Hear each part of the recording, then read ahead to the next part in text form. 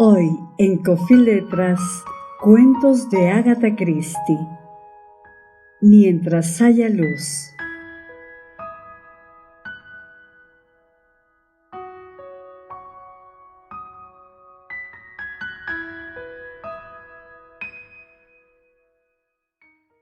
El Ford se metía una y otra vez en las roderas con violentas sacudidas, y el tórrido sol africano caía implacablemente.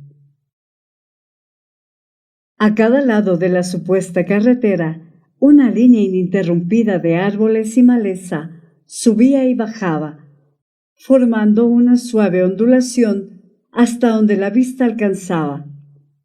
Y ello, unido al vivo color verde amarillento, producía un efecto aletargante y una sensación de extraña placidez. Pocas aves rompían el profundo silencio. De pronto, en algún punto del trayecto, una serpiente cruzó la carretera, escapando a los destructivos esfuerzos del conductor con sinuosa facilidad. De pronto, en otro punto del trayecto, salió de la espesura un nativo, majestuoso y erguido.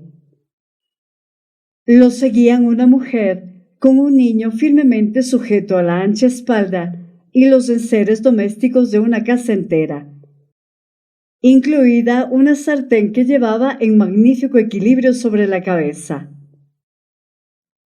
Estas incidencias del viaje iba señalando George Crozier puntualmente a su esposa, y ésta contestaba con una monosilábica falta de atención que lo exasperaba.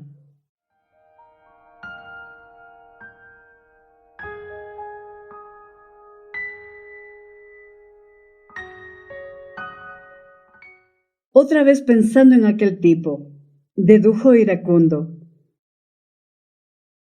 Así solía referirse en sus adentros al primer marido de Deirdre Crozier, caído en combate durante el primer año de la guerra, y caído nada menos que en la campaña contra el África Occidental alemana.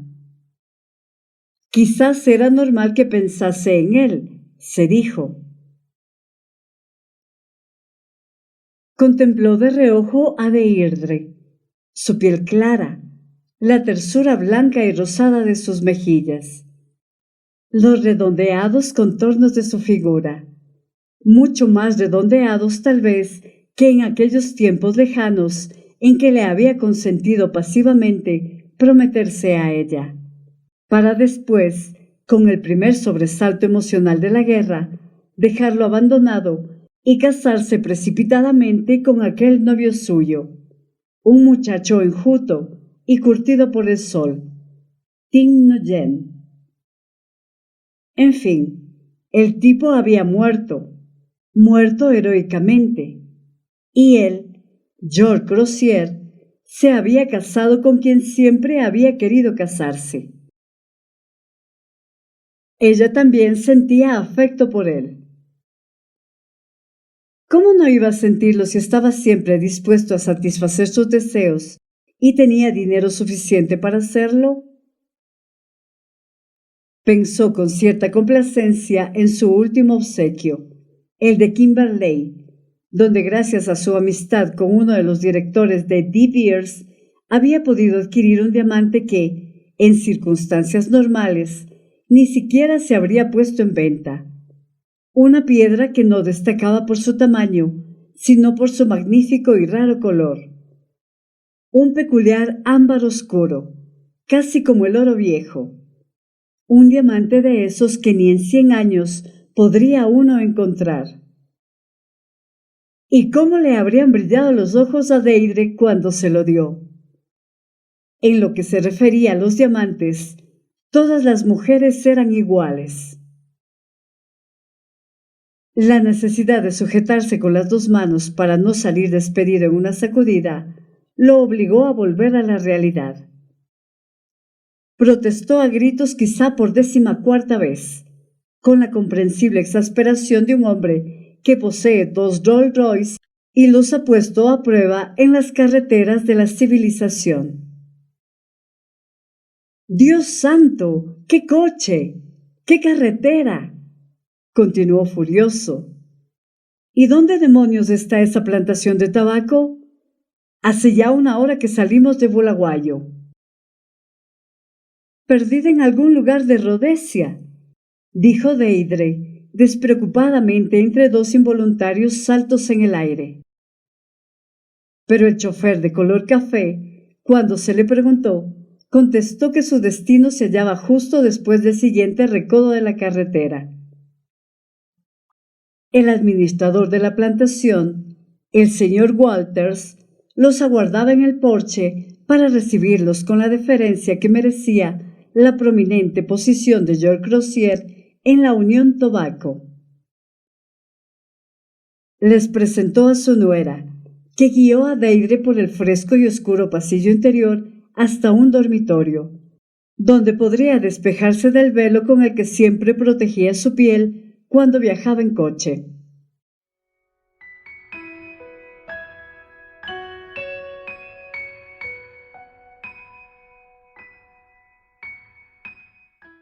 Mientras desprendía los alfileres con su gracia y parsimonia habitual, recorrió con la mirada la enlucida fealdad de la austera habitación.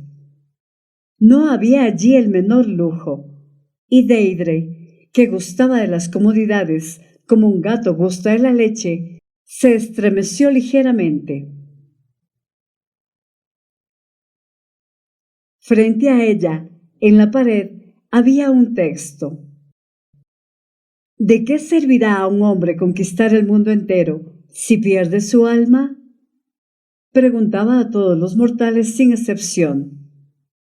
Y Deirdre, gratamente consciente de que aquella pregunta nada tenía que ver con ella, se volvió para acompañar a su tímida y silenciosa guía.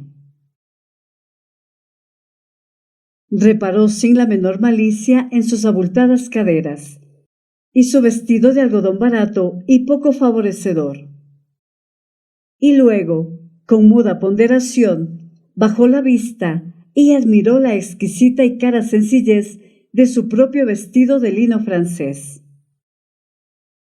La ropa bonita, sobre todo si la lucía ella, le infundía el júbilo del artista. Los dos hombres las esperaban. ¿No ha sido una molestia para usted venir, señora Crozier? En absoluto. Nunca había visitado una fábrica de tabaco. Salieron a la quieta tarde rhodesiana. Aquí están las plántulas. Las trasplantamos a medida que es necesario. Fíjese. El administrador siguió hablando con voz monótona, interrumpida de vez en cuando por las lacónicas preguntas de su marido. Producción, timbrado, problemas con los trabajadores de color. Deirdre dejó de escuchar. Aquello era Rhodesia.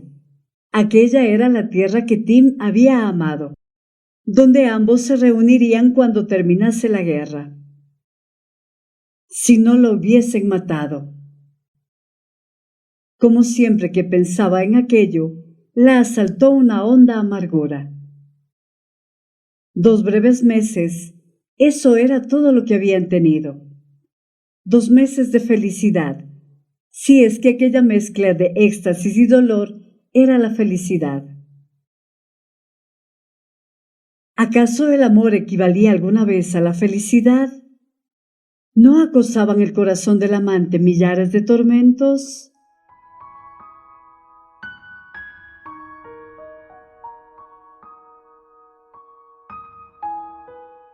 En ese breve periodo de tiempo había vivido intensamente, pero ¿había conocido en algún momento la paz, la tranquilidad, la plácida satisfacción de su actual vida? Y por primera vez admitió, un tanto a su pesar, que quizás era mejor que las cosas hubiesen terminado así. No me habría gustado vivir aquí. No habría conseguido hacer feliz a Tim. Tal vez lo habría defraudado. George me ama, y yo lo aprecio mucho, y me trata muy bien. Y para muestra, aquí está el diamante que me regaló el otro día. Y pensando en ello, entornó los ojos de puro placer. Aquí es donde seleccionamos las hojas. Walter los guió al interior de un cobertizo largo y bajo.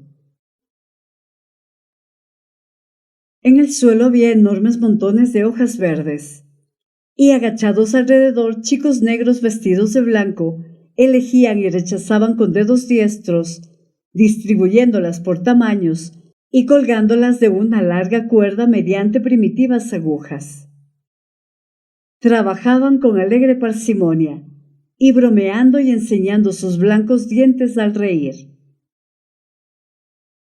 Y ahora, por aquí, atravesaron el cobertizo y volvieron a salir a la luz del día, donde hileras de hojas se secaban al sol. Deirdre aspiró el aroma delicado, casi imperceptible, que impregnaba el aire. Walter los condujo a otros cobertizos donde el tabaco, decolorado por el sol hasta adquirir un pálido color amarillo, se sometía al siguiente paso.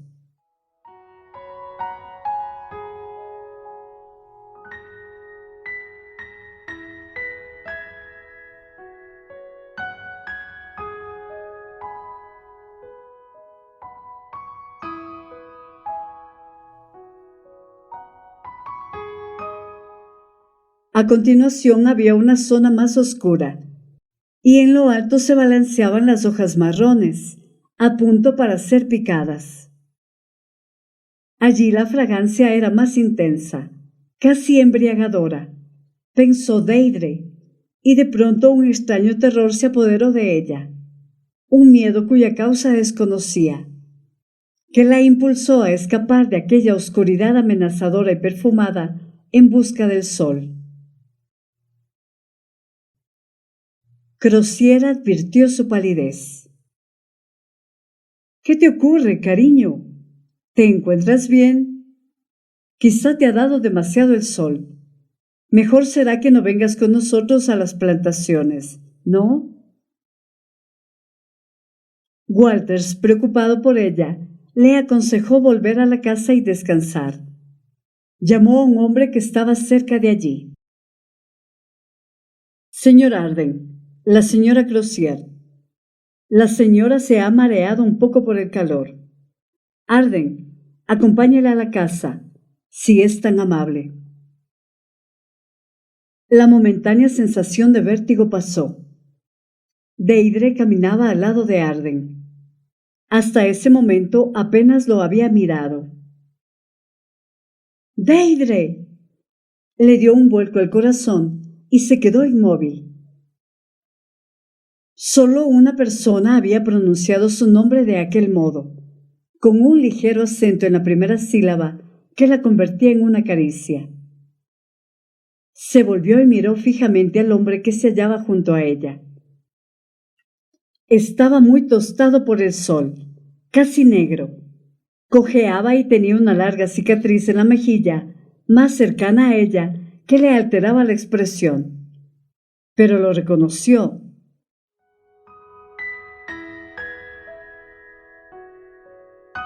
Estás escuchando Coffee y Letras con Eva Grijalva.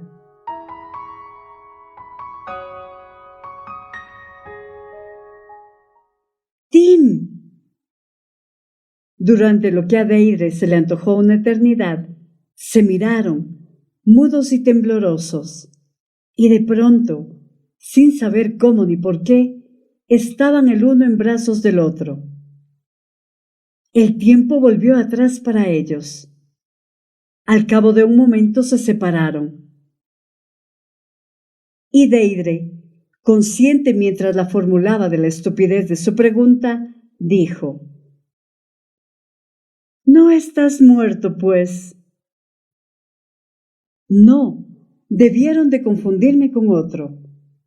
Recibí un fuerte golpe en la cabeza, pero recobré el conocimiento y me arrastré hasta la maleza.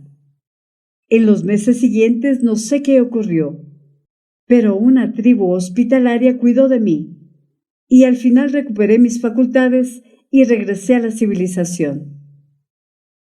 Se interrumpió por un instante. Me enteré que llevaba 6 meses casada. «Oh, Tim, compréndelo, por favor», suplicó Deirdre. Me encontraba en una situación lamentable. La soledad y la miseria. No me importaba ser pobre a tu lado, pero al quedarme sola, no tuve el valor de resistir aquella vida sórdida. No te preocupes, Deirdre. Lo comprendo. Sé que siempre has tenido debilidad por los lujos. Te aparté de ellos en una ocasión, pero intentarlo una segunda vez. En fin, no me vi con fuerzas. Había quedado muy maltrecho. Apenas podía andar sin muletas. Y además estaba esta cicatriz. ¿Crees que eso me habría importado?, lo interrumpió Deirdre con vehemencia. No, me consta que no. Fue una necedad. A algunas mujeres les importan esas cosas, ¿sabes? Decidí observarte a distancia. Si te veía feliz, si me parecía satisfecha con Crozier, simplemente seguiría muerto. Y te vi. En ese momento entrabas en un gran coche. Llevabas un precioso abrigo de Marta, cosas que yo nunca podría darte, aunque me matase a trabajar. Ya no poseía la misma fuerza, el mismo valor, la misma confianza en mis posibilidades que había tenido antes de la guerra. Solo me veía a mí mismo, lisiado e inútil, incapaz de ganar siquiera lo mínimo para mantenerte. Y tú estabas tan hermosa. Deirdre, una reina entre las mujeres, digna de poseer pieles, joyas y ropas preciosas, los 1001 lujos que Crozier podía darte. Eso y, bueno, el dolor de veros juntos me disuadió. Todos me creían muerto. Continuaría muerto. El dolor, repitió Deirdre en un susurro. Pues sí, Deirdre, maldita sea, me dolió. No te culpo, no, pero me dolió. Se quedaron en silencio. Por fin Tim le alzó la cara y la besó con nueva ternura. Pero todo eso ha terminado, cariño. Ahora solo queda decidir cómo vamos a decírselo a Crozier. ¡Oh! Deirdre se apartó de él bruscamente. Yo no pensaba... Se interrumpió al ver aparecer a Crozier y el administrador por el recodo del camino. Volviendo la cabeza hacia Tim en un rápido gesto, susurró. No hagas nada, déjamelo a mí. Debo prepararlo. ¿Dónde podemos vernos mañana? Nguyen reflexionó. Podría ir a Bulawayo. ¿Qué te parece el café que está al lado del Standard Bank? A las 3 de la tarde no habrá apenas nadie. Deirdre asintió con la cabeza antes de darle la espalda para reunirse con los otros 2 hombres. Tim Nguyen lo observó con un ligero ceño. Algo en su actitud lo desconcertaba. Deirdre permaneció muy callada en el viaje de regreso a casa. ¿Cómo se lo explicaría? ¿Cómo se lo tomaría? Una extraña debilidad pareció adueñarse de ella, así como un creciente deseo de aplazar la revelación el máximo tiempo posible. Podía dejarlo para el día siguiente. Hasta las 3 de la tarde tenía tiempo de sobra.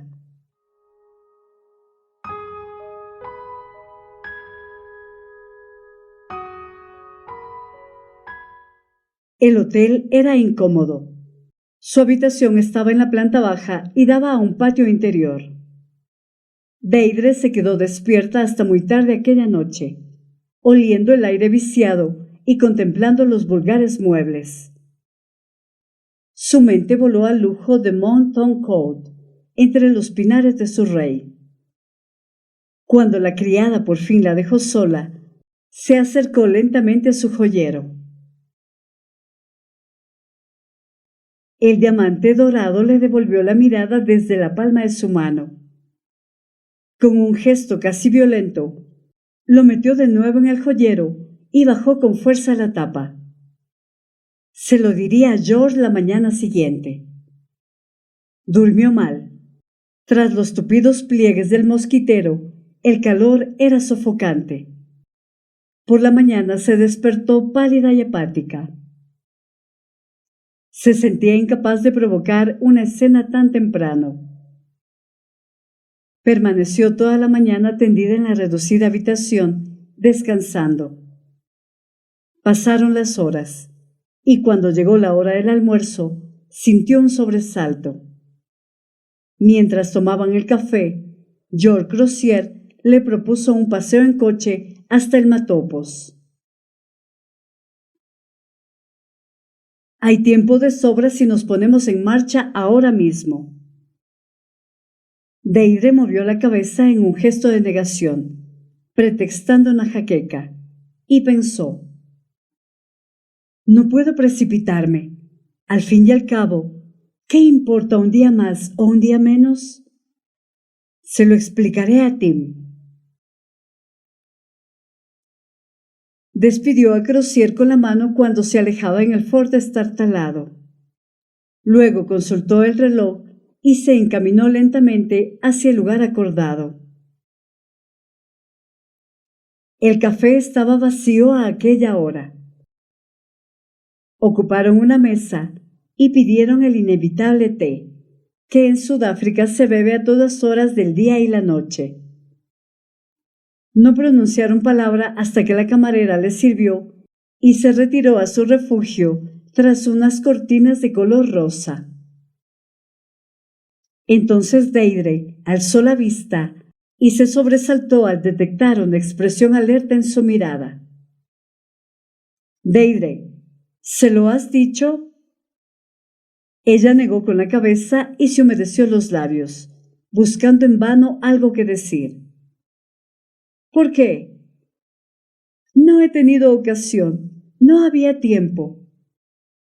Incluso a ella le parecieron titubeantes y poco convincentes sus palabras. No es eso.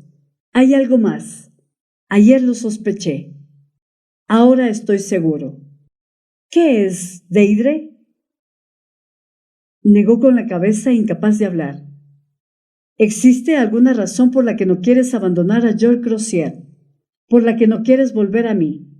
¿Cuál es? Era verdad. Al oírselo decir, supo que era verdad. Lo supo con repentina y abrasadora vergüenza, pero lo supo sin la menor sombra de duda. Y Tim mantenía en ella su escrutadora mirada. No es porque lo ames, no lo amas, pero hay algo. Dentro de un momento lo verá, pensó Deidre. Dios mío, no se lo permitas. De repente Tim palideció. Deidre, ¿no estarás esperando un hijo? Al instante vio la oportunidad que le brindaba. Una escapatoria perfecta. Lentamente, casi sin voluntad propia, bajó la cabeza. Oyó la respiración acelerada de Tim y luego su voz aguda y severa. Eso cambia las cosas. No lo sabía. Tenemos que buscar otra solución. Se inclinó sobre la mesa y le cogió las manos. Deidre, cariño, no se te ocurra pensar que tienes tú la culpa de algo. Pase lo que pase, recuerda estas palabras. Debería haberte reclamado como esposa cuando regresé a Inglaterra. Me arredré, así que ahora me corresponde a mí arreglar la situación. Pase lo que pase, conserva la calma. Cariño, tú no tienes la culpa de nada. Se llevó las manos de Deirdre a los labios, primero una, luego otra. Después se quedó sola, contemplando el té, intacto en la taza. Y curiosamente solo vio una cosa: un texto de chillones colores colgados en una pared enlucida. ¿De qué servirá a un hombre? Se levantó, pagó el té y se marchó.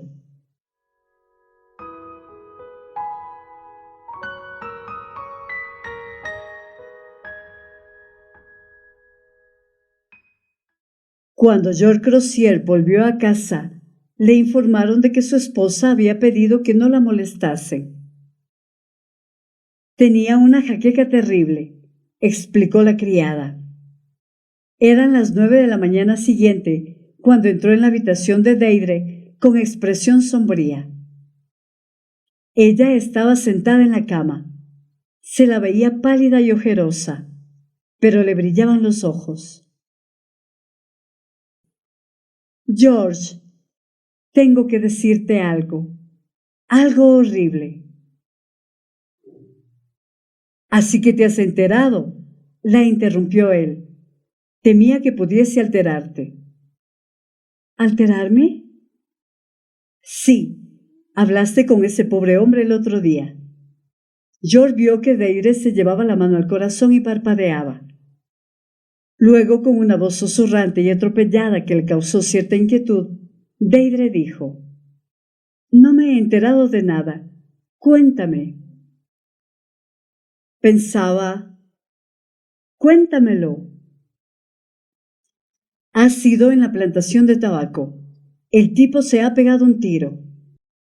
En la guerra sufrió graves heridas y debía tener los nervios destrozados, supongo.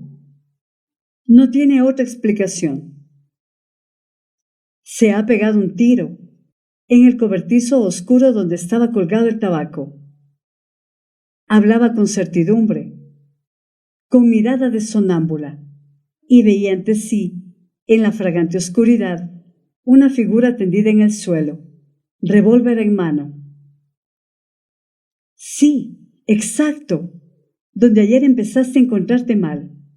Es extraño. Deirdre no contestó. Vio otra imagen, una mesa con tazas de té y una mujer bajando la cabeza en aceptación de una mentira. En fin, la guerra ha causado muchas desgracias, dijo Crozier, y cogiendo una cerilla, encendió su pipa con cuidadosas bocanadas. Lo sobresaltó un grito de su esposa. ¡No! ¡No! ¡No resisto ese olor! Él la miró con benévola perplejidad. Cariño, no te pongas nerviosa. Al fin y al cabo, no puedes escapar del olor del tabaco. Lo encontrarás en todas partes. Sí, en todas partes. Esbozó una crispada sonrisa y susurró unas palabras que él no entendió. Las palabras que en su día había elegido para la nota necrológica de Tim Nugen. Mientras haya luz, recordaré, y en la oscuridad no olvidaré. Con ojos desorbitados, contempló la espiral ascendente de humo y con voz baja y monótona repitió: En todas partes, en todas partes.